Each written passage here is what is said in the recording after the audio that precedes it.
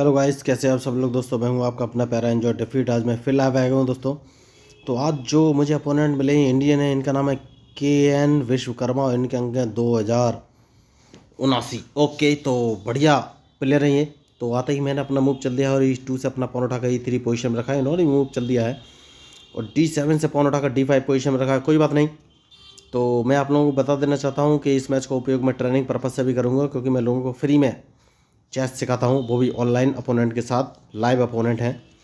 तो आप सोच रहे हो कि भाई ऐसे कैसे सिखाते हैं। तो देखिए, आजकल जो लोग चेस सिखाते हैं वो क्या करते हैं, खुद ही वाइट से खेलते हैं और खुद ही ब्लैक से खेलते हैं। मतलब अपोनेंट भी खुद ही होते हैं, सेल्फ भी खुद ही खेलते हैं और बताते हैं कि ये मूव सीख लीजिए तो आप चेस खेलना सीख जाएंगे, जो कि बिल्कुल गलत है। क्योंकि उनके मूव सारे फिक्स होते हैं, वो अपने अकॉर्डिंग ही मूव चलते हैं। तो जब आपको रियल में कोई अपोनेंट मिलेगा तो वो आपके अकॉर्डिंग मूव नहीं चलेगा, तो आपकी उस समय सारी स्ट्रेटजी फेल हो जाएगी। तो इसीलिए मैं लाइव खेलता हूं दोस्तों, क्योंकि जो अपोनेंट है वो रियल है, वो अपने अकॉर्डिंग ही मूव चलाएगा, मेरे अकॉर्डिंग नहीं चलेगा। तो वो मुझे हराने के लिए अपनी स्ट्रेटजी बनाएगा, मैं उसको हराने के लिए अपनी स्ट्रेटजी बनाऊंगा। तो ज़रूरी तो नहीं मैं अपोनेंट से होशियार प्लेयर हूँ, हो सकता है वो मुझसे ज़्यादा होशियार हो। तो चाहे अपोनेंट की स्ट्रेटजी बढ़ जाओ या मेरी स्ट्रेटजी बढ़ जाओ, आपको अल्टीमेटली दोनों स्ट्रेटजी और अलग अलग तरह के मूव और ट्रैप सीखने को मिलेंगे। तो ये रियल टाइम बेस्ड सिचुएशन होती है और आपको उस समय फेस करके मूव चल रहे हैं। तो कैसे चलते हैं डिपेंड करेगा, तो इसलिए मैं लाइव खेलता हूँ। तो मैच की बात कर लेते हैं। इन्होंने A7 से अपना पॉन उठा के A5 पोजीशन में रखा है, तो ये इनिशियली मूव है दोस्तों। तो मैंने B2 से अपना पॉन उठा के B4 पोजीशन में रख दिया। आपको बताना चाहूँगा, जब भी कोई चेस प्लेयर अपना मूव चलता है तो आप उसके मूव का एनालिसिस ज़रूर कर लीजिए मूव चलने से पहले, कि उसने अपना चेस पीस कहाँ रखा है, इसके बाद कहाँ कहाँ रख सकता है। जैसे कि इन्होंने अभी बिशप उठाकर D7 पोजीशन में रखा है, तो ये अपने बिशप को सीधी सी बात है कि C6 पोजीशन में रखेंगे। ये मेरा प्रिडिक्शन है और आप लोगों को बता देना चाहता हूँ कि ऐसे प्रिडिक्शन मत, आप प्रिडिक्शन जरूर कीजिए लेकिन ऐसे मूव मत चलिए कि अपोनेंट आपका प्रिडिक्शन कर सके। कोई बात नहीं, मैं अपना बिशप जो कि C1 पे है उसको उठाकर B2 पोजीशन में रख लेता हूँ। देखना है इनका मूव, तो मुझे ये देखना है कि ये कौन सा मूव चलेंगे अपने D7। देखिए, तो ये होता है रियल टाइम बेस्ड। जैसे कि मैंने आपसे कहा कि अपोनेंट अपने अकॉर्डिंग मूव चलते हैं, आपके अकॉर्डिंग नहीं चलना है। तो अब मैं अपने नाइट को उठाकर C3 पोजीशन में रख लूँगा। तो मैंने नाइट C3 पोजीशन पे इसलिए रख लिया है क्योंकि मैं चाहता हूँ कि अपना क्वीन F6 पोजीशन में रखें, जो कि इन्होंने नहीं रखा, इन्होंने नाइट रखा है। तो इनका नाइट कहाँ कहाँ जा सकता है ये देखना है। तो इनका नाइट या तो G4 पोजीशन पर जा सकता है या फिर H5। तो सबसे पहले G4 पोजीशन ब्लॉक कर दूंगा और देखना है ये मूव कौन से चलेंगे। तो मैच इंटरेस्टिंग है। तो मुझे लग रहा है ये अपना ब्लैक बिशप बाहर निकाल सकते हैं। देखिए, इन्होंने ब्लैक बिशप बाहर निकाला, दैट मीन्स ये राइट साइड में कैंसलिंग कर सकते हैं। अभी तक तो यही मुझे इनका प्लान लग रहा है। तो एक काम करूँगा और अपने G2 वाले पॉन को उठाकर G4 पोजीशन में रख दूंगा, क्योंकि इनको थोड़ा सा महसूस होना चाहिए कि ये फंसने वाले हैं। तो अब कौन सा मूव चलूँ ये मुझे सोचना है। देखिए, तो कौन सा मूव चलूँ। तो अगर मैं, इन्होंने राइट में कैंसिलिंग किया तो सारा अटैक मैं राइट में ही करूँगा, लेकिन अभी वेट एंड वॉच की रणनीति मुझे अपनानी पड़ेगी। तो G4 वाले पॉन को मैं G5 पर रखने वाला हूँ, लेकिन उससे पहले मुझे कुछ मूव चलने पड़ेंगे, क्योंकि अभी मैं G4 वाले पॉन को G5 पोजीशन पर रखूँगा तो मुझे उतना फ़ायदा नहीं होगा। क्योंकि जैसे मैं G5 पर रखूँगा ये अपने नाइट को उठाकर E4 पोजीशन पर रख देंगे, तो इनका नाइट मैं नहीं मार पाऊँगा, या फिर ये अपने नाइट से मेरा नाइट मार देंगे, या फिर अपना D5 वाला पॉन D4 पोजीशन पर रख सकते हैं। तो ये सारी पॉसिबिलिटी हैं जो कि हमको देखनी है। तो उन्होंने कैंसिलिंग कर लिया है। तो सबसे पहले मैं अपना नाइट उठाकर E2 पोजीशन पर रखूँगा। उसके बाद मैं अपने D2 वाले पॉन को उठाकर D3 पोजीशन पर रखूँगा, जो कि ज़रूरी मूव है। और फिर देखना है कि कौन सा मूव चलो। तो मैच इंटरेस्टिंग है। देखिए, तो जैसे कि मैंने आपसे कहा D2 वाले पॉन को उठाकर D3 पोजीशन पर रखूँगा और देखना है ये कौन सा मूव चलेंगे। तो मुझे लग रहा है ये मेरे F2 वाले पॉन को मारेंगे, नहीं मारा इन्होंने। तो मुझे लग रहा था कि ये अटैकिंग गेम खेलेंगे, लेकिन ऐसा हुआ नहीं। तो कौन सा मूव चलूँ, एक काम कर सकता हूँ और अपने G1 वाले नाइट को उठाकर F3 पोजीशन में रखूँगा। उसके पीछे का लॉजिक ये है कि ये अपने बिशप जो कि E7 पोजीशन पे है उसको उठाकर ये H4 पोजीशन में रख सकते हैं, क्योंकि मुझे इन पर अटैक करना है, बहुत ही ज़रूरी है। तो देखना ये है ये मूव कौन से चलेंगे। कोई बात नहीं, तो मैं एक काम कर सकता हूँ और अपने E2 वाले नाइट को उठाकर अगर मैं नहीं नहीं नहीं नहीं नहीं कौन से नाइट को उठाऊं, E2 वाले नाइट को उठाकर मैं D4 पोजीशन पर रख लेता हूं। देखना है इनका मूव के ये कौन सा मूव चलेंगे।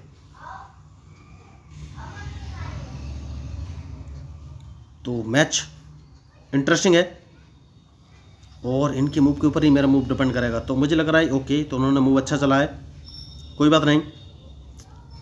तो मुझे कौन सा मूव चलना है सोचना है। तो सबसे पहले अपने G4 वाले पॉन को अगर मैं G5 पोजीशन पर रख देता हूं तो ये कौन सा मूव चलेंगे। ठीक है, देखना ये कौन सा मूव चलेंगे। तो अगर इन्होंने अपने नाइट से मेरा D4 वाला नाइट मारा तो मैं अपने पॉन से D4 वाला इनका नाइट मारूंगा। तो अब देखना ये है इनका मूव के ये कौन सा मूव चलेंगे। तो इन्हें बिशप यहाँ से हटाना पड़ेगा। तो इन्होंने बिशप से मारा है दोस्तों। तो अब सबसे अच्छा मूव ये है कि मैं इसको अपने नाइट से मारूं और देखना है ये कौन सा मूव चलेंगे। तो मुझे लग रहा है ये अपना क्वीन नहीं, तो अब इसको मैं अपने B2 वाले बिशप से मारूंगा और इनके मूव का मुझे इंतजार है कि ये कौन सा मूव चलेंगे। मैच इंटरेस्टिंग है, देखिए। तो इन्होंने क्वीन आगे रख दिया है, तो मुझे सोचना है कि मूव कौन सा चलूं। तो एक काम कर सकते हैं,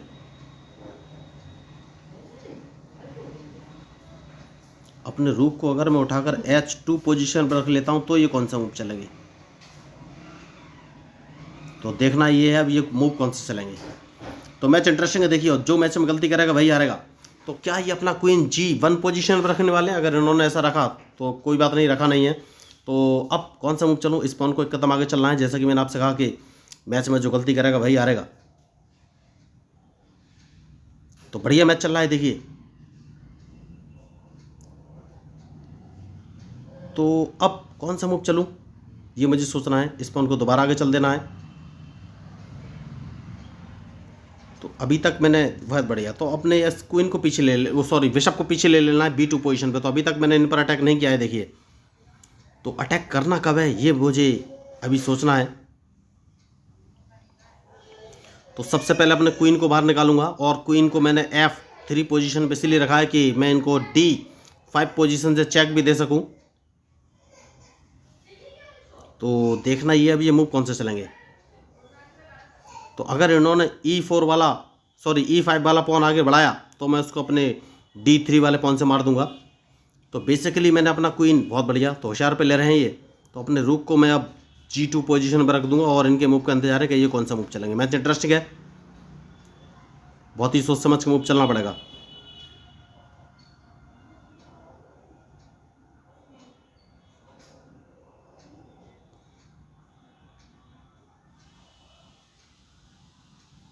कौन सा मूव चलूं।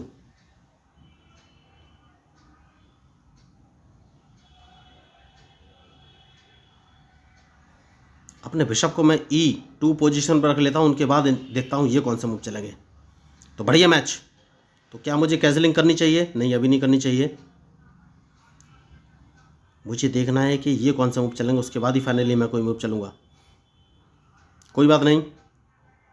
तो मैं अपने क्वीन को उठाकर अगर G3 पोजीशन पर रख लेता हूँ तो ये कौन सा मूव चलेंगे। देखिए उसके पीछे का एक लॉजिक है, और वो लॉजिक ये है कि मैं F2 वाले पॉन को डायरेक्ट उठाकर F4 पोजीशन पर रखना चाहता हूँ, क्योंकि मैं इन पर प्रेशर बनाना चाहता हूँ। प्रेशर तभी पॉसिबल है कि जब मैं इन पर अटैक कर सकूँ, और इनका मूव अब मुझे देखना ही कौन सा मूव चलेंगे।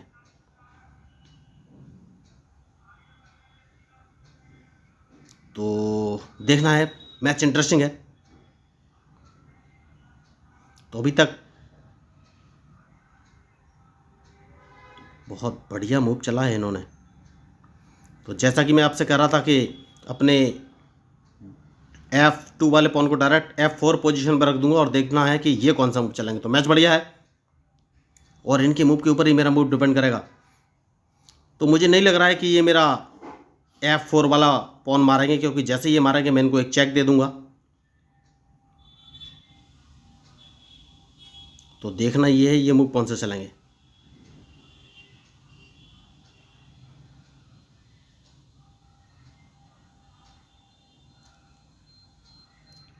वरना मैं इनका F5 वाला पॉन मार दूंगा। तो देखिए बहुत ही सोच समझ के इन्होंने मूव चला है, लेकिन मैं आपसे पहले ही बोल रहा था कि F2 वाला पॉन उठाकर F4 पोजीशन पर रखूंगा। तो ये सारे आपको रियल टाइम मूव दिख रहे हैं दोस्तों, तो इसीलिए मैं लाइव खेलता हूँ, जिससे कि आपको आसानी रहे। तो इन्होंने बहुत बड़ी गड़बड़ कर दी है। देखिए मैं आपको पहले ही बोल रहा था, तो या तो अब इनका क्वीन मारा जाएगा या इनकी चेकमेट है, क्योंकि मैं इनको एक चेक दूंगा और देखना है ये कौन से मूव चलेंगे। क्योंकि G2 और G3 पोजीशन पे मेरा क्वीन बहुत बढ़िया, तो इनकी डायरेक्ट चेकमेट होने वाली है दोस्तों। और उसका रीज़न ये है कि मैं इनका एक क्वीन मारने वाला हूँ, क्योंकि मैं अपने क्वीन को G6 पोजीशन से इनको चेक दूंगा, तो इनके पास और कोई ऑप्शन रहेगा नहीं और डायरेक्ट इनकी अब चेकमेट ही होने वाली है, क्योंकि ये अपने किंग को G8 पोजीशन पर रख सकते हैं। और जैसे ही G8 पोजीशन पर रखेंगे मैं इनको वापस एक चेक दे दूंगा, तो इनका क्वीन भी मारा जाएगा और चेकमेट अब निश्चित है, ये बच नहीं सकते। तो बहुत अच्छा मैच। तो मैं यही आपको बोल रहा था कि आपको सोच समझ के मूव चलने की ज़रूरत है। तो मैंने इनको फंसा तो लिया था, ये समझ गए देखिए कि अब जीत नहीं सकते, तो मैच छोड़ के जा चुके हैं। तो देखिए मैं बहुत कोई तगड़ा या बहुत बड़ा प्लेयर नहीं हूँ, मैं छोटा सा ही प्लेयर हूँ। बस मैं लोगों को ट्रेन करता हूँ, जिन लोगों को बिल्कुल चेस खेलना नहीं आता है उनको सिखाता हूँ कि भाई चेस खेलना सीखी, क्योंकि इससे ब्रेन का विकास होता है, ब्रेन डेवलपमेंट होता है, थिंकिंग पावर बढ़ती है, क्रिटिकल थिंकिंग पावर बढ़ती है। मान लीजिए देखिए जिस चीज़ की आप एक्सरसाइज करते हैं तो उसका विकास तो होना निश्चित है। तो जब आप चेस खेलते हैं तो आपका दिमाग लगातार सोचता रहता है। तो मान लीजिए जब आप अंडर प्रेशर सिचुएशन में दिमाग को यूज़ करते हैं तो उसको अंडर प्रेशर सिचुएशन में बार बार काम करने की आदत हो जाती है। तो चाहे लाइफ हो या चेस हो, जब भी आप ऐसी अंडर प्रेशर सिचुएशन में फंसेंगे तो भी आपका दिमाग ब्लैंक नहीं होगा, वो 100% एफिशिएंसी के साथ काम करेगा और आपको इस सिचुएशन से बाहर निकालने में हेल्प करेगा। तो अगर आपको लगता हो कि भाई हाँ मेरी बातों में दम है, चेस खेलने से ब्रेन का विकास होता है और बढ़िया है, लाइफ में यूज़फुल है, तो प्लीज़ मेरे चैनल को सब्सक्राइब कीजिएगा। और मैं आपको बता देना चाहता हूँ चेस सीखना बहुत ही आसान है। इसके लिए ना तो आपको ऑनलाइन फ़ीस देने की ज़रूरत है और ना ही ऑनलाइन क्लास लेने की ज़रूरत है। मैंने चेस के बेसिक रूल्स को लेकर बेसिक रूल्स ऑफ चेस 1 2 3 4 नाम के 4 वीडियो बनाए हैं, जो कि 20 से 30 मिनट के हैं। उन वीडियो में मैंने चेस के सारे बेसिक रूल जैसे कि en passant and castling, pawn promotion, stalemate, draw या ड्रॉ की कंडीशन, चेक या चेक की कंडीशन, चेकमेट या फिर स्क्वायर का नोमेनक्लेचर, क्वीन और किंग की सही पोजीशन या चेस बोर्ड कैसे सेटअप करना है, सब कुछ उन चारों वीडियो में बताया है। तो एक बार आप उन वीडियो को देख लेंगे तो आपको चेस के सारे रूल्स और मूव क्लियर हो जाएंगे। उसके बाद मैं आपको एक online learning chess app share कर दूंगा। उस ऐप की सहायता से आप दुनिया में किसी व्यक्ति के साथ लाइव मैच खेल सकते हैं और वो ऐप आपको प्रॉपर गाइड करेगा कि आपको कौन से चेस पीस कब कहाँ और कैसे मूव चला है। तो चेस खेलने के बहुत सारे फ़ायदे हैं दोस्तों। बेसिकली तो ब्रेन का डेवलपमेंट है, इससे मेमोरी भी बढ़ती है, क्रिटिकल थिंकिंग बढ़ती है। तो अगर आप मेरी बात से सहमत हो तो प्लीज़ मेरे चैनल को सब्सक्राइब कीजिएगा, क्योंकि मैं हूँ आपका अपना प्यारा enjoy defeat representing India international at chess. Thank you, धन्यवाद।